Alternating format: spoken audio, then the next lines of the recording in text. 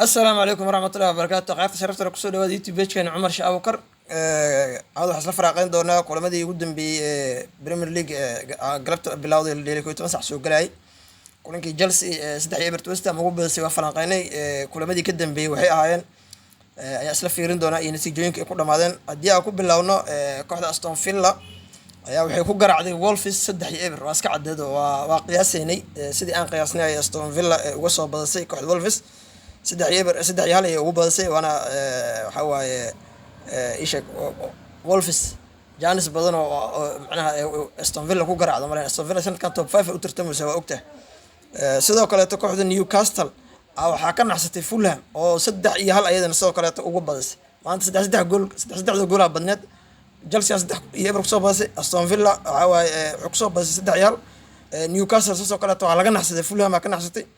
Fulham waa loo yaqaan kooxaha waaweyn inay soo gasho marka Leicester iyo Everton ayagana barbardhac ay ku dhamaatay sidoo kale kulanka saadalinay ay u dhaxeeyay Liverpool iyo Bournemouth aan isdheynay barbara ay noqon doonto ama Liverpool waa laga raay doonaa waxa waaye kooxda Bournemouth 3-0 ayaa looga badiyay Liverpool waxba laga qaban kara caadi ma miisaanka culus waaye inkastoo anaga aan qiyaasaynay in oo bareejo ama lagu dhigi doono ama laga badan doono maadaama isbuuc horeetay waxa waaye macalinkan uu cusub yahay waxa laga filan karaa aan la qiyaasi karin kulankaas waxa goolash u dhaliyay kooxda Liverpool Nunes oo 37 daqiiqo markii ciyaarta maraysa uu caawiyay Salah iyo Luis Diaz oo Arnold uu caawiyay iyo mar labaad oo Luis Diaz u dhaliyay oo Konate uu caawiyay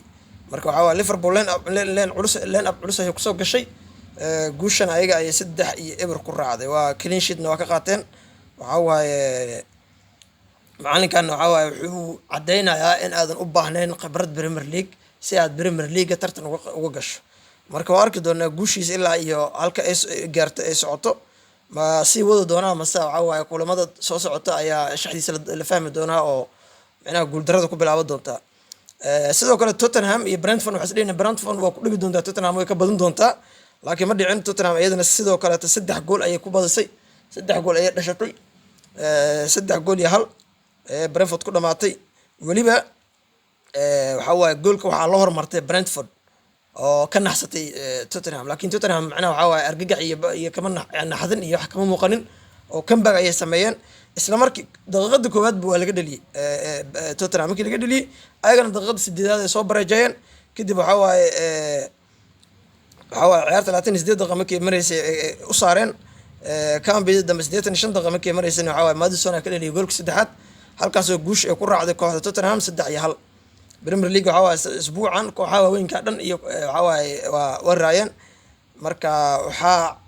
soo gali doonto hal saac iyo bar habeenimo kooxda Man United iyo Crystal Palace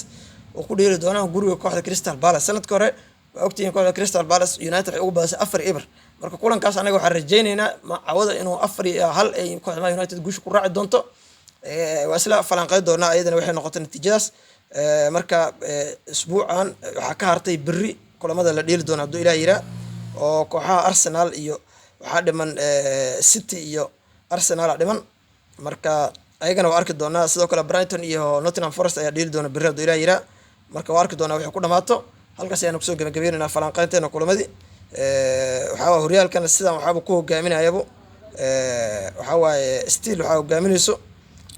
kooxda